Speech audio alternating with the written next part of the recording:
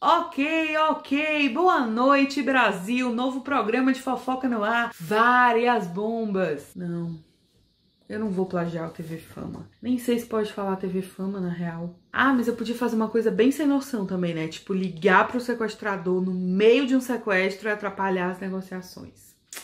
Bom, isso é só pra quem pegou as referências, quem não pegou que lute. Mas é briga do pop que você quer, bebê, é briga do pop que você vai ter, porque sim, este é um vídeo de fofoca. Eu tô me sentindo um misto de Cristina Rocha, Nelson Rubens, Léo Lobo e Sônia Abrão, né? A Sônia me perdeu um pouco nesse episódio, eu confesso que foi difícil de superar, é difícil, eu acho que eu nunca superei na real, porque eu assisti ao vivo, né? Foi muito impactante. Mas esse programa este vídeo de hoje é um vídeo sobre fofoca, só que não fofoca simples, limpa e seca, né? Tem um contexto que vocês vão entender. Então, por isso, sejam bem-vindos. Eu sou a Alice e esse é o Sonho Alice.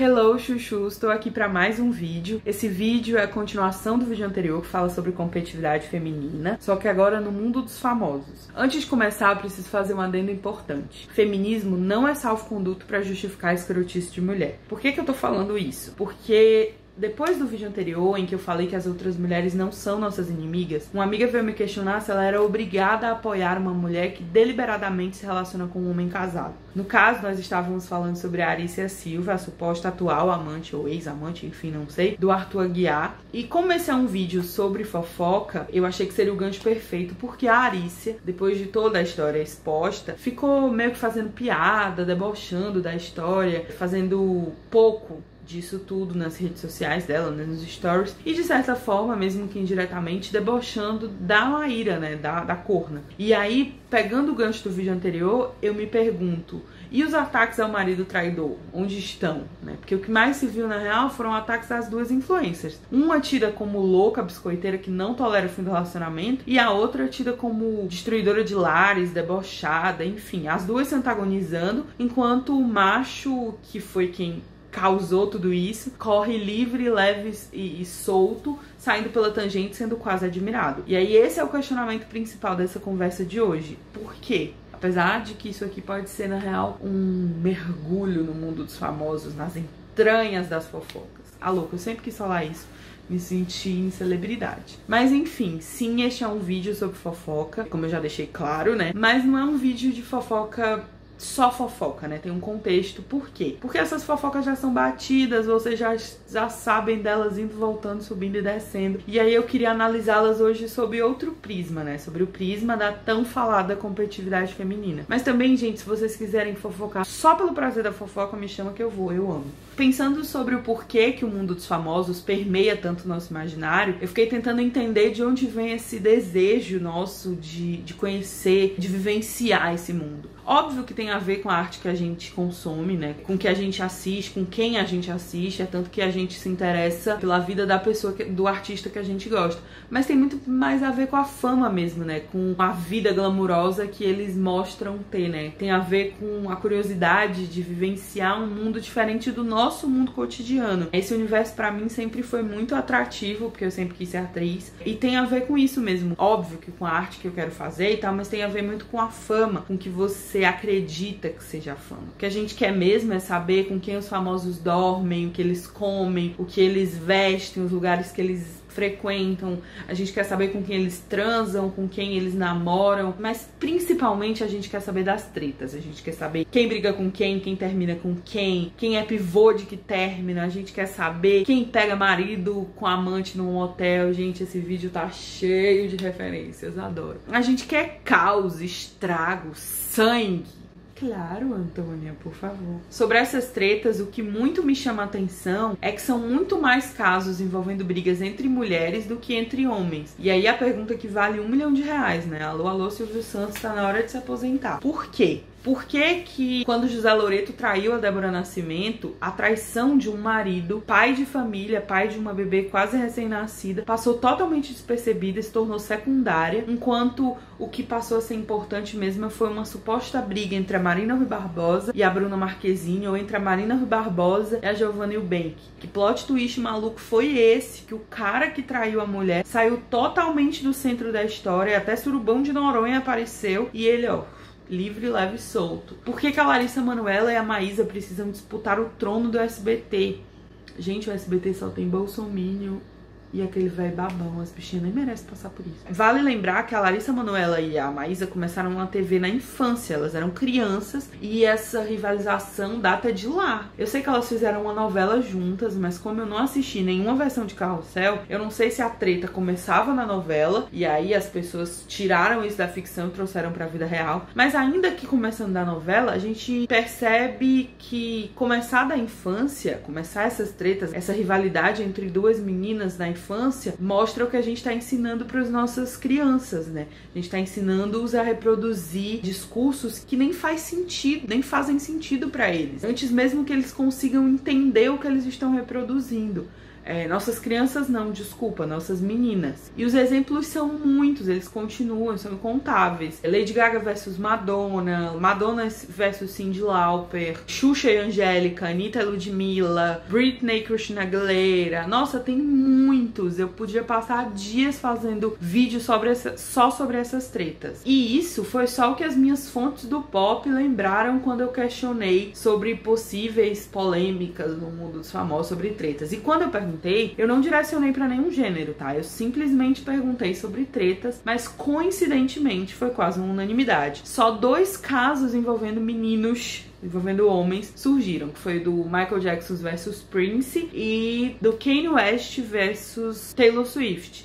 Essa última, que por sinal, não sei se vocês lembram, mas começou com o Kanye e a Taylor, mas depois teve a adesão da Kim e gerou um dos meus memes preferidos da vida até hoje, que é eu vou expor ela. Falando sobre o Michael Jackson como grande rei do pop, a majestade dele nunca foi questionada. Eu também não estou questionando, tá? Só pra deixar claro. Mas qualquer novo cantor que surja, por mais incrível que ele seja, ele é sempre um novo astro, ele pode ser o novo Michael, mas ele nunca é o novo rei do pop. E a majestade da Madonna como rainha do pop, ela é absolutamente frágil, né? Ela é questionada, ameaçada por qualquer cantora que surja, de Lady Gaga a Tati Zak. E aí, de novo, eu me pergunto por quê? Se não é só puro e simples machismo, eu não sei o que é. E aí vocês, por favor, teorizem por aí, né? Não adianta dizer que é porque o Michael já morreu e nada, porque isso data de antes, ele vivo isso já acontecia. A gente vê nas manchetes da Tititi dos anos 2000.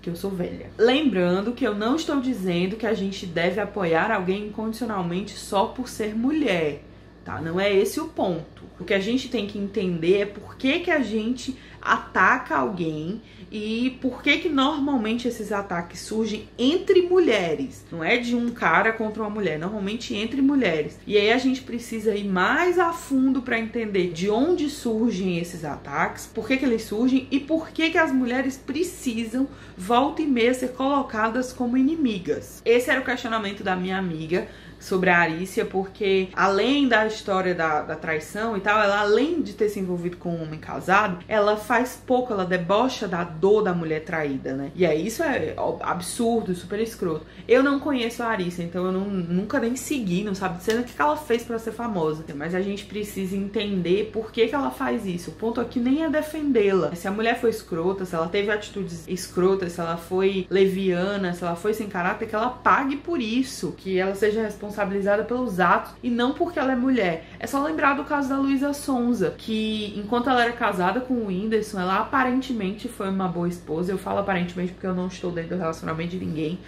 mas aparentemente ela foi uma boa esposa. Ela inclusive parou a carreira pra ajudá-lo pra apoiá-lo quando ele esteve doente, né? E as pessoas simplesmente não lembram disso. Elas insistem em colocar a Luísa como a pior pessoa do mundo, e agora que ela se separou, meu Deus, qualquer coisa que ela faz é péssimo, ela é atacada por qualquer coisa. E aí tem sempre a desculpa bosta de que é porque ela é vulgar, porque o clipe é feio, porque ela traiu o Whindersson e ele não merece isso. Gente, o Arthur traiu a Maíra e todos os abusos e as traições foram expostas e ele não é atacado nem de longe como a Luísa foi. A gente viu uma cantora gospel dia desses fazer uma música que romantizava a violência doméstica. Ela doutrinava as irmãs a, caso elas apanhassem, deixassem uma bíbliazinha em cima da cama, que o Senhor iria vir converter o presente de Deus e salvar este relacionamento. E não teve mutirão de dislike pra isso, né? Teve pra Luísa, mas não teve pra isso. Por quê? É óbvio que isso é só machismo, é só a mulher sendo atacada por ser livre. Voltando pra Arícia, eu fico me perguntando por que ela faz piada e debocha da história, mas ela simplesmente ignora quem de fato errou, quem de fato foi leviano, inclusive com ela, né? Quem fez pouco, inclusive dela. Por que ela tira o cara que teve um relacionamento com ela enquanto tinha um casamento, o cara que traiu a mulher da posição de algoz e coloca uma outra mulher como inimiga, mesmo que indiretamente, mesmo que em nenhum momento ela fale o nome da Maíra diretamente, mas ela se coloca como vítima e se coloca nessa posição de rivalizar as duas. Por que ela faz isso? Falando em mudar o foco, quem fez isso com excelência também, no caso do Arthur Aguiar, foi o Léo Dias, né? Ele expôs traições, criou o PowerPoint do sexo, rivalizou mulheres, criou rinha pra provar que mulher foi pivô de que término do Arthur. E fazendo tudo isso, o que na verdade ele faz substancialmente são duas coisas das quais nenhuma é útil. Primeiro, ele inviabiliza e descredibiliza um muito doloroso, mas porém muito necessário relato de um relacionamento abusivo. E segundo, ele cria mais disputa entre mulheres. Arthur sai da posição de abusador pra de garanhão em 2 tempos. Tanto que todo mundo fez piada com Arthur, até o Lulu Santos fez piada com Arthur. Ainda sobre o Léo Dias, teve a treta dele com a Anitta, agora na quarentena, porque a quarentena foi repleta de polêmica. Teve a treta da Anitta com a Ludmilla, e aí essa treta eu acho maravilhosa, porque teve clipe, teve música de direta, porque aquilo não tem nada de indireta. Teve clipe com um clima de guerra, sósia da inimiga no clipe, mas teve texto no Instagram de combate à rivalidade feminina. Gente, eu super concordo com o ponto que a Ludmilla levanta nesse texto, de que é que a gente não pode colocar todas as tretas no mesmo bolo de competitividade feminina e não falar sobre as escrotices que as outras mulheres fazem.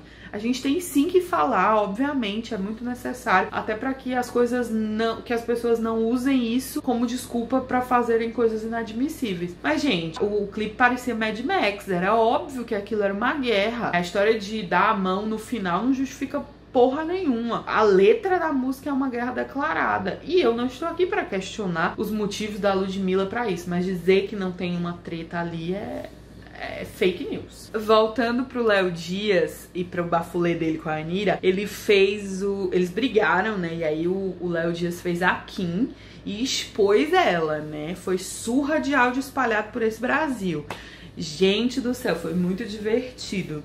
E aí a gente descobriu que, na verdade, a Anitta era a informante do Léo em muitas das polêmicas que ele divulgou, coisa que ela já tinha negado. Esse babado, gente, deu até processo. E a treta mais famosa é a do famigerado grupo de WhatsApp, que estavam Preta, Pablo e Gominho pra falar mal da Anitta e da Marília Mendonça. Óbvio, sempre focando nas coisas mais ridículas possíveis, dizendo que elas eram feias, gordas, mal vestidas e blá, blá, blá. Descobrimos que a Anira vazou essa information, ok, mas os pontos principais não são esses. Eu vou ler pra vocês os pontos que eu acho principais.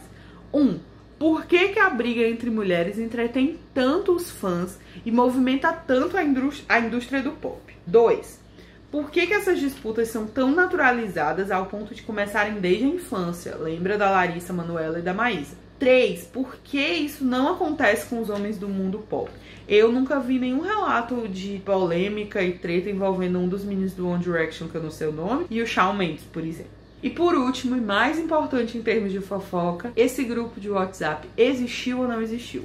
Bom, a Preta Gil negou, fez até um vídeo dizendo que não existiu. E a Jojo Todinho, que foi quem descobriu essa história, supostamente descobriu e contou pra Anira, jura de pé junto que existiu sim. Só que hoje, ultimamente, eu tenho desconfiado muito dessa história porque Jojo está em silêncio na última polêmica. E Jojo nunca fica em silêncio, porque ela adora uma treta. Gente, ela deu um murro no homem aleatório. Eu não sei se essa história é verdade ou não. A única coisa que eu sei é que o Nelson Rubens, que habita em mim, pescou numa participação do Gominho no A Culpa é do Cabral que existia um grande grupo de famosos no WhatsApp, que esse grupo se desfez ou teve uma briga e que saíram desse grupo ao mesmo tempo. Preta, ele e Pablo. Se essa história é real, eu não sei, porque ainda habita um pouquinho de Sônia Abrão em mim e eu sou meio desconfiada. E realmente eu acho que ele pode ter dito isso na TV só pra causar. Mas se existiu ou não esse grupo, se essa história aconteceu, se não aconteceu, o ponto-chave é: será que eles criaram um grupo paralelo pra fofocar? Eu só sei, minha gente, que se fosse eu e os meus amigos, sim, nós criaríamos um grupo paralelo pra fofocar sobre o grupão. Nem precisava eu sair desse grupão, ainda corri o risco de eu falar a fofoca no lugar errado. Tipo, mandar no grupão, que era pra eu falar no grupinho, falando mal de alguém do grupão e aí criar uma polêmica e depois ficar com a cara no chão e dizer era isso mesmo. Eu não sei se eles fizeram isso, porque eu não presenciei essa tour ao vivo, então eu não posso provar nada, só posso opinar. Eu queria ser o David Brasil pra viajar de graça pra Paris e saber das tretas das celebs. Enfim, em relação à indústria, é super compreensível que eles invistam nisso, porque gera engajamento, gera lucro, gera movimenta e gera dinheiro. E é isso que eles querem. Somos nós que consumimos isso, que precisamos repensar esse tipo de coisa que a gente consome e repensar por que a gente consome de forma tão indiscriminada esse conteúdo de mulheres se atacando, mulheres se rivalizando, de brigas entre mulheres. Por que isso permeia além do nosso imaginário, as novelas que a gente assiste, os filmes que a gente assiste? Por que as nossas divas pop precisam estar sempre disputando espaço com outras divas pop? Por que os fandoms é ótimo, as fanbases precisam ficar brigando entre si por coisas que às vezes nem existem? Por que a gente insiste em fazer isso o tempo inteiro? Eu me incluo nisso porque, além de consumir muito essa coisa de fofoca, de gostar muito, e eu gosto mesmo, eu ainda reproduzo essas disputas no dia a dia, porque isso tá muito entranhado na gente. A gente tá preso nessa engrenagem opressora que insiste em colocar meninas como inimigas. E aí a gente precisa entender o porquê disso e precisa entender o que a gente está ensinando para as próximas gerações. É um processo de desconstrução diário, lento, gradativo, que eu tenho tentado aprender diariamente e que me custa ouvir algumas tantas vezes que eu sou chata, problematizadora, radical, e eu sou mesmo, gente. Vocês podem continuar me elogiando, eu adoro.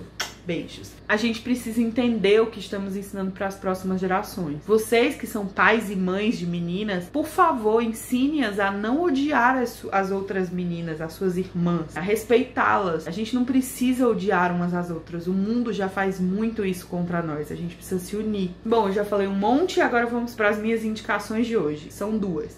Primeiro, um filme que eu tenho certeza que vocês vão achar super bobo, é um filme muito adolescente, mas que eu adoro, que é o Meninas Malvadas, e que se a gente assiste um pouquinho mais atento, a gente percebe que não é só um filme adolescente, porque lá essa rivalidade feminina é escrachada, e aí fica tudo muito claro pra gente perceber o efeito que isso causa nas pessoas, principalmente quando isso acontece na adolescência. E a gente percebe também o poder que a gente dá pros meninos, ali naquele contexto meninos, o poder que eles têm sobre a gente nessa situação. E a segunda indicação é a música Swish Swish da Katy Perry com a Nicki Minaj, que dizem ter sido escrita pra Taylor Swift, porque ela teve uma treta com a Katia, que vai desde roubo de bailarinos até a namorado compartilhado. Só que, por favor, não apenas escutem a música, vocês precisam assistir o icônico clipe com a Gretchen, que é com certeza o auge da internet mundial. Por sinal, Taylor Swift e Katy Perry fizeram as pazes. Como eu disse no outro vídeo, reforçar essa disputa feminina serve apenas e tão somente ao machismo. E a gente precisa ter muito cuidado com o que estamos reproduzindo e o que estamos ensinando para as nossas próximas gerações. Porque esse patriarcado opressor teme a nossa união, exatamente por isso ele quer nos silenciar. E ainda mais por isso, a gente precisa lembrar diariamente que as outras mulheres não são nossas inimigas.